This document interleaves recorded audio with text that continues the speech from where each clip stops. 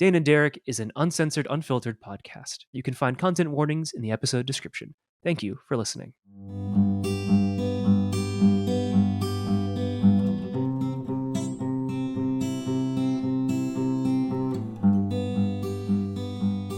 All right. Hey, everybody. Welcome back to our little corner of the internet. My name is Derek, and this is the Dane and Derek Show, or just Dane and Derek, whatever you want to call it these days. This is our little show where we talk about art, Dungeons and Dragons, life, and more. With me, as always, is my good friend, Dane. Hey, I'm Dane. I'm a writer. I'm a musician sometimes. Most days I do that. I have formerly been a podcaster, lover of tabletop RPGs, current law clerk, not really a law student because it's summertime when we're recording this, which instead means I have a 9 to 5 at a law firm. So not that much of a break, but it's good. Yeah. Do you have an update from the danger zone? Yeah. So I'm working for the technical term is a boutique law firm. It means basically like less than 5 attorneys.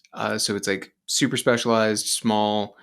The firm I work for is the partner, paralegal, me, and a secretary.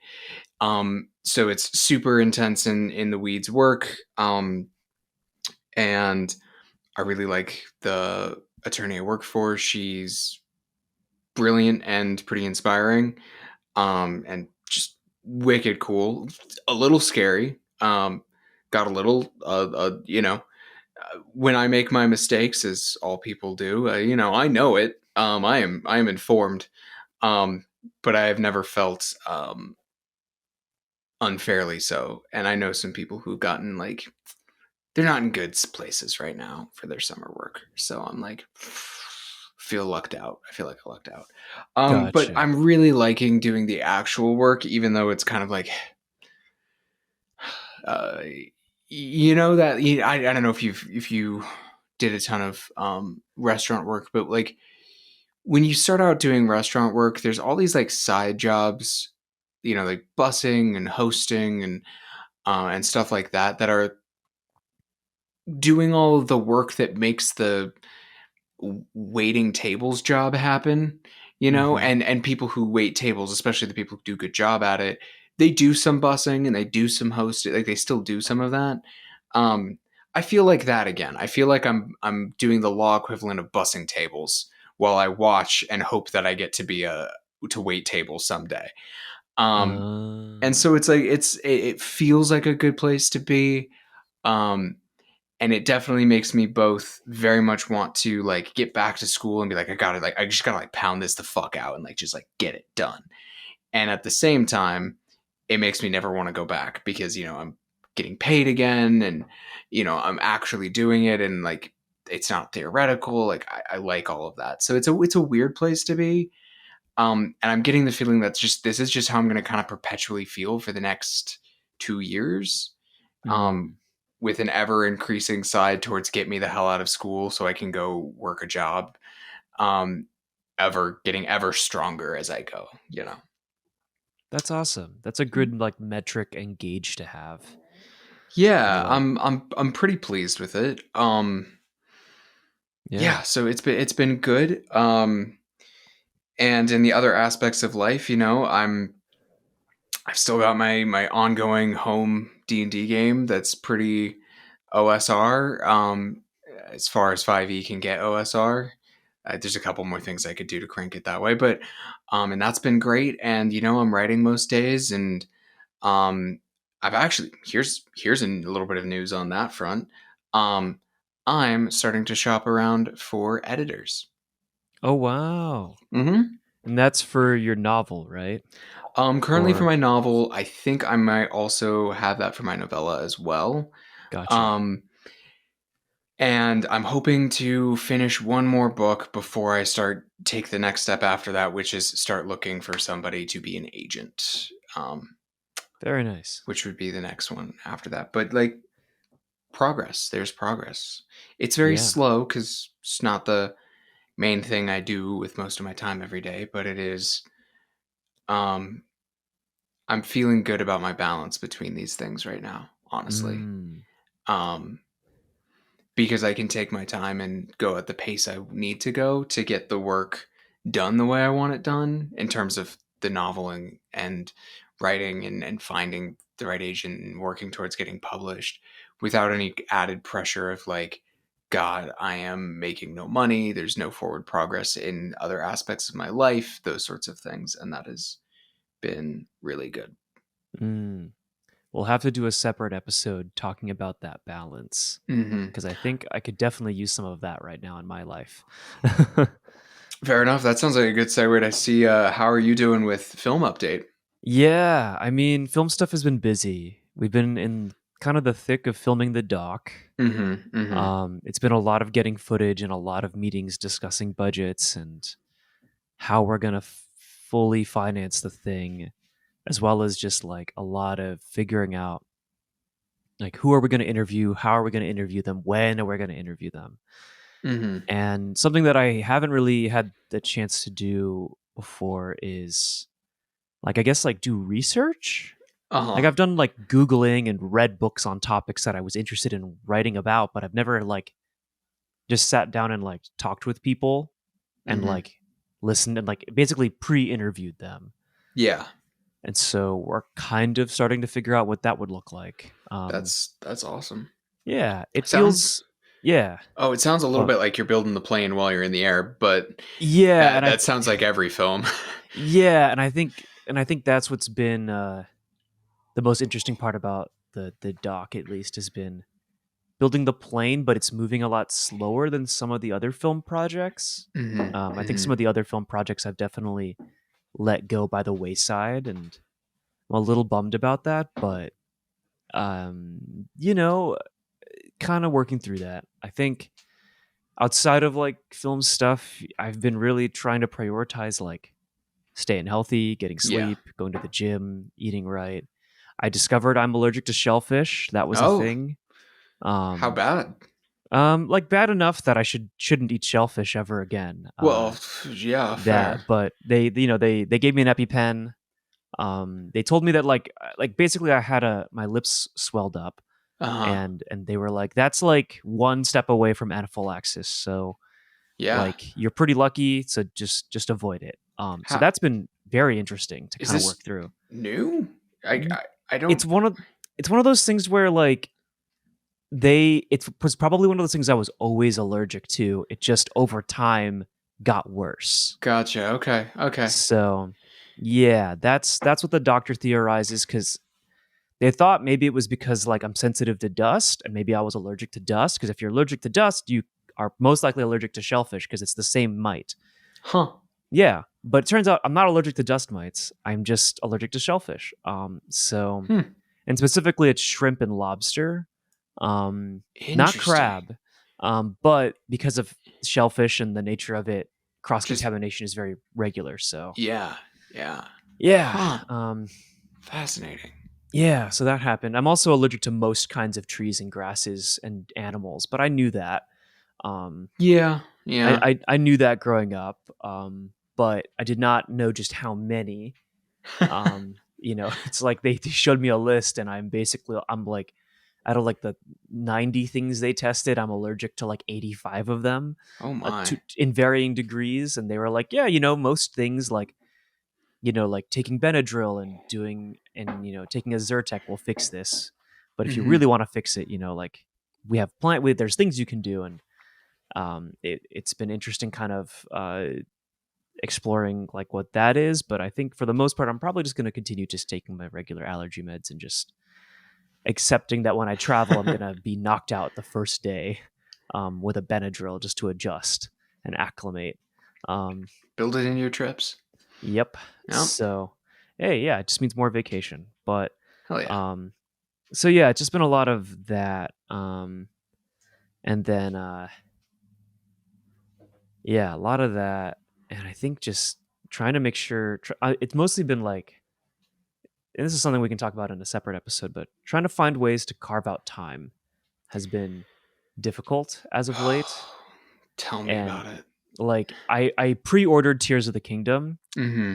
and so it was installed on my Switch on May 12th. It Yep. is now this episode we're recording it on July 5th, and it will be coming out on July 5th. So because we don't have an episode for today, so Yeah. sorry folks that it's coming out at like 10 Whoops. p.m. If that's any evidence of how life has been for us. But point being, it's been well over a month and a half, and I have not managed to even open Tears of the Kingdom. Um, I haven't Yeah. even. Yeah, it's just been like there's That's just been time. that's me with Diablo. I've gotten to play it, but Oh, like I've got like a level 30 character, which for people who play Diablo know that's nothing. But that means I've sunk nothing into the game yet. really? Yeah. Oh The my game, the goodness. typical, like it's I don't exactly remember what the level cap for Diablo 4 is, but it's it's like it's one of those really high ones, like your level 80s, level 100, 120 sort of thing. Oh, okay, okay, okay. Um so yeah, like 30 isn't even hit like a soft cap on anything. Like I don't even Okay. have all of the abilities unlocked. Okay, Um so it's like a Soulsborne game, like or a Souls-like game where like the level cap's like 100 or something. yeah, yeah. I mean, mechanically it's nothing like a Souls game, but in terms of like what leveling actually means, yeah, it's nothing like D&D or something where like being 10th level is like a huge fucking deal. Right, right. Yeah. Yeah, I was gonna say level 30. That's like max level in fifth edition D&D, right? Oh, No, 30's fourth, max level in 4th, right? fourth. Yes. Yeah, Oh that was the one goodness. that let you go to 30 for some reason. Yeah, I don't know why, but uh, hey, 4th is a weird thing. yeah, Yeah. But yeah, no, I've barely gotten a chance to touch it, and it's just like it's not even like it's just, yeah, carving out time. All right, well, yeah, 2 episode ideas: carving out yeah, time, and the one about the balance between. yeah. Yeah, Hmm. awesome, cool. We figured it out. Yeah, Look forward to and those, yeah, folks. and a third once I've played Tears of the Kingdom and once you've played more Diablo. Yeah, indeed. But today, yes, today those are none of the topics we are discussing. For the remainder of your time here today, we will be discussing bubble density in beverages. Right, which to me, I don't know where this episode has come from, and I'm very curious. I've actually been weirdly excited all afternoon to be like, what is this about? Because I didn't even ask. Derek was just like, we're gonna talk about bubble density in beverages, and I'm like, fuck yeah, all right, we're gonna do that. Like, I don't know Yeah. what he has to say about this, but I want to hear what it is. So I'm gonna get out of the way, and you tell me about this because I don't get it, but I'm excited to. Yeah, so for any person that drinks a beverage that is sparkling, has gas in it, has bubbles in it, has fizziness in it, you might have realized that sometimes you drink a beverage and you're really disappointed because it doesn't taste correct. And it's because different beverages have different textures of bubbles. And it's just the way that it's gassed, the amount of gas, the type of gas, like how much, like, or I don't even know if it's type of gas, but just like basically like the way that it is processed and the way that it is made affects the way that it comes out. Like soda from a fountain at a like burger shop is going to taste different than soda that is bottled, which is going to taste different than soda that is in a can, And even if it's it's gonna all the same Pepsi.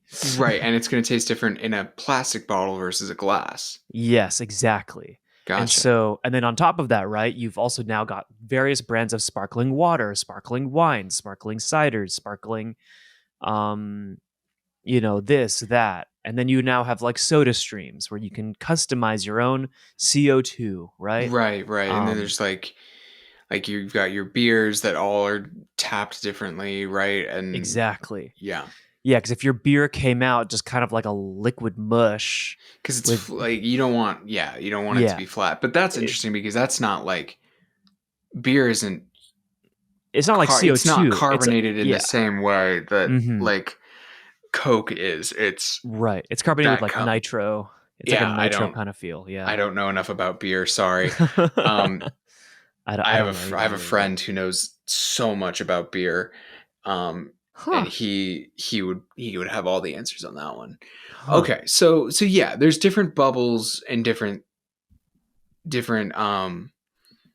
drinks. I'd also point out that like in America, I think we are less accustomed to bubbly drinks than a lot of places. Correct. Like when I'm over, when I've been over in Europe, you sit down and they ask, do you want sparkling or still water? Right? Yeah. Um, and like that's not how people think out here, right? Like you ask for Correct. that specifically if you want it. Hmm. Whereas there it's like baseline options, right? Yes. Yeah, it is the norm pretty much anywhere outside of the US, kind of like the metric system. Um, Yep. but to that degree, this topic came out of a long. We had an episode like I guess now years ago at this point, um, where you had mentioned like, man, like I wonder when we'll do an episode where Derek talks a lot. Or someone mentioned that. I don't know if it was you or me or someone. Someone was talking about it. And I was like, Mhm. oh, this is something I could talk about for a while. Because whenever there's like like people always joke about like doing a PowerPoint party, I've which I been to one feel of like, those. It's really yeah. fun. And this would be my topic is talking about different types of bubbles and how saying drinking LaCroix is the same as drinking Coca-Cola. It's not.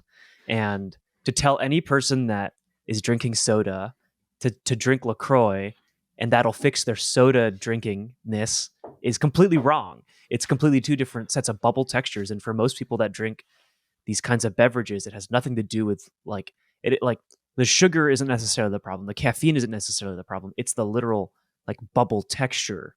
You can just literally physically taste the texture is different, and therefore it doesn't trick your brain into realizing it's like a different kind of bubbly beverage. And so, of course, Right. you want to go back to drinking Coke because LaCroix does not have the same bubble texture as um, Coca-Cola, and to that degree, right? If you're trying to get Okay. off of that LaCroix and you're trying to drink like, like San Pellegrino or whatever, that those have different bubble textures, you Okay. know? So here's a question for you Yeah. then. So I absolutely hear what you're saying. There's something in my experience softer about sodas. Correct. Whereas I find like your sparkling waters and like San Pellegrino kind of falls in there because it's I think at its base a sparkling water deal. Hmm. Um, or like your liquid death or whatever. I find those bubbles to be significantly sharper. Um, and then with beer, it's even softer than soda still, and I think that has to do with how the bubbles get in there in the first place. Yeah. Um, am I right about these things? Talk to me. Yeah. I think that's a very good way to categorize it. Like soda bubbles are like big and soft, and Hmm. a lot of sparkling water bubbles are like small and like sharp or dense or hard almost. Yeah, And then like beer, it's like they're smaller, but they're also softer, but there's also few of them. yeah. So it uses a lot less carbonation. It feels more like foam coming into being with beer, if that makes Yes, sense. exactly. Yes. The foam is where the bubbles go. It's a lot less of like sort of like you drink the bubble and you kind of feel a sizzle going down your throat. Yeah, Because if you drank a beer with a sizzle going down your throat, that that would be bad. I that think would be that'd be bad. pretty bad. Yeah. Unless you're doing one of those like weird spicy beers. Yeah, which sometimes those hit. If you're into that, dope. I'm Yeah. just I don't like beer that much to begin with, so it's just Hmm. not great. Yeah. But I think Um, that's the thing. It's like so there's different types of like ways to kind of like I don't know if there's any actual like I've done no research on the topic. I've just thought about it for many years.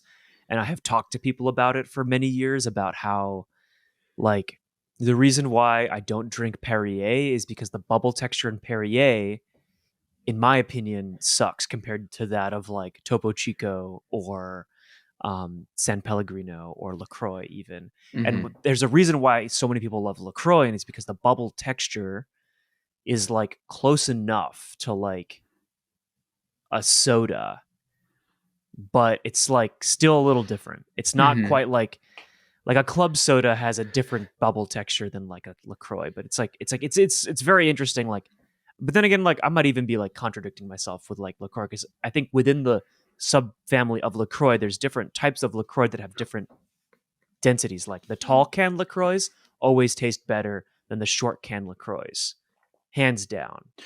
Right. Yeah. Like for example, with San Pellegrino, I like it in the bottle best. Like Yes. the little like they almost look like potion bottles. Hmm. Like that shit's great. Yeah. And okay, so I have a question. What bubble texture do you like best? I really like the soda bubble texture, the soft and big Yeah, bubbles. that doesn't surprise me. That sounds Yeah. right. Yeah. Yeah. Considering how much soda I consumed as a teenager, yes. Yeah, no, that tracks. That Yeah. 100% tracks. Is there something that is not soda that gets those same bubbles that you've found? Um I don't know, like nitro coffee. But I think Really? nitro coffee, it falls into the same category as beer. Mm, And so beer also, it has like a softer bubble. I think for me, it's like I care more about having a softer bubble experience. Doesn't matter if they're big or small bubbles. It matters that they're softer. gotcha. Um, and then in terms of like sparkling waters, I would say it's probably a tie between like San Pellegrino and Topo Chico for me. Gotcha. I think like LaCroix and Perrier kind of fall by the wayside, and like other brands like Spindrift, I don't really like as much. I don't really like the Costco brand's okay.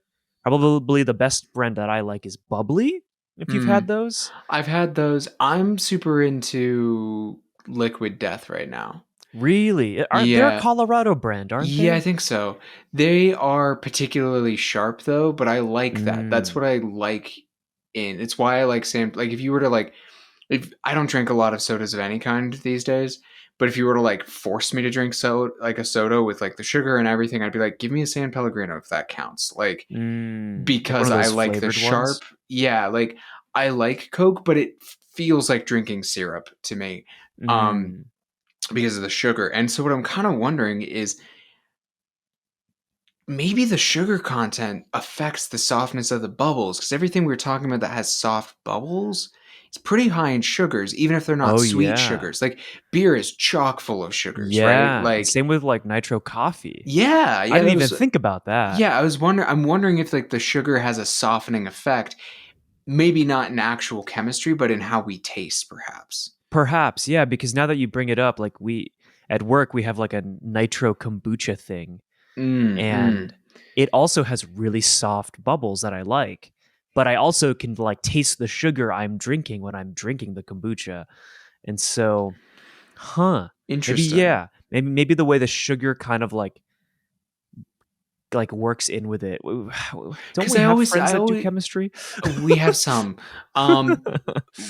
Well, I will say that like sugar to sweet is like a soft textured flavor to me, right? Like as opposed to like Yeah. bitter or sour, um, or even or salt, right? Like Hmm. those all have like a sharpness to them. And then for me, like it's like your savory, your umami, and your sweet are like much softer, like really soft. And weirdly for me, heat outside of like the actual kick, like the sharpness is actually a very soft flavor. Like um Like spiciness? yeah, because it leaves Mm. warmth, right? Oh yeah. So there's like this kick and then warm after, Hmm. which I really like. So if you're delicate about your spiciness and you don't do it so overwhelmingly, unless that's what you're into, um, which I am sometimes, I find that spiciness actually softens a meal because like after that little bit, your mouth will just be like warm and there's like a roundness sort of going on there. Um, Mm. so I wonder if that's taste or if there's like actual there's or it's more like if is it more chemical or is it more perceptive? Because by contrast, I will say I do find like your bolder kombuchas that are not super full of sugars because um they're not trying to be a soda. Right. Um, those bubbles tend to be sharper, as does San Pellegrino, and both of those things have more bitterness and more sour in their flavor profiles. Interesting. I don't know. Huh. But I This totally know what you're yeah. talking about because Yeah. when you look at the bubbles in different drinks, they look different. Yeah. Like I'm imagining like the iconic Coke glass that you mostly see in movie theaters Mhm. advertisements for Coke. I have not seen a real one in ages. Like you can imagine the bubbles like floating up, and they're huge. Yeah. Um, Whereas like if you look at a beer, they're these like tiny little ones that like come up from the bottom in like little pip lines. You know what I mean? Mhm. Yeah, Yeah. gotcha. Yeah. I feel like you pointing out that sugar might have something to do with it really it's opened up this door significantly. Ooh, And I think oh, yeah, sorry. You know go what it for it. might allow for? Because right, like if you think about like what a bubble is, right? Is um, it's a pocket, right? And if it gets too big, it's going to pop, right? That's how bubbles Mhm. work. Um, and like if you can create like those, and see, this is why I'm purely speculating here, but like sugars might increase the amount of tension that water's liquids can hold. You know, like they can Oh. create like a film, right? Mhm. Um, Maybe that has something to do with it. This is actually a really interesting conversation because Yeah. I'm thinking now about all the bubbly things I've had, and also like I feel like I we need somebody else because it sounds like you and I don't drink champagne at all. We don't. You know what we should do, Dane? Because What? like you know how we've talked about doing weird episodes on this show and like Mm-hmm. trying out different podcast and radio formats. This might be the one where we do like a serious investigative journalistic approach to it. We interview some people that we know who do chemistry. We do our own taste test, and we like put together hard data and we present it in like a radio-esque format. I like it. I think we're going to be doing a bubble series, so that means we Yes, need to get some of our probably. You know what would be interesting? I think our good friend Will Cordell would be a great person to have on about this he because would be. has studied extensively fermentation processes and biochemistry. So I think Well, there he we would go. have a good answer. We could get that friend I mentioned who knows a lot about beer on. Yes, that sounds Um, great. and like we could do some other things. We could do like the equivalent of we could sit down with some people and have like a bunch of bubbly drinks Yeah, and do some taste that. This is fun. Let's do this. yeah. Okay, yeah. I think we found our next like part one, part two, part three episode thing we're gonna do. I Yeah. think we have, and I think that that is something to look forward in our next century of episodes. Yes. Oh wow, next century of episodes. Yeah. It's coming, Yeah. folks. It's coming. Yeah, literally 2 weeks from now will be our 100th episode. Mm-hmm. Um we're not recording that episode today on July 5th. We're actually going to be recording that episode on July 17th, I believe. So 2 Mm-hmm. days before that episode comes out.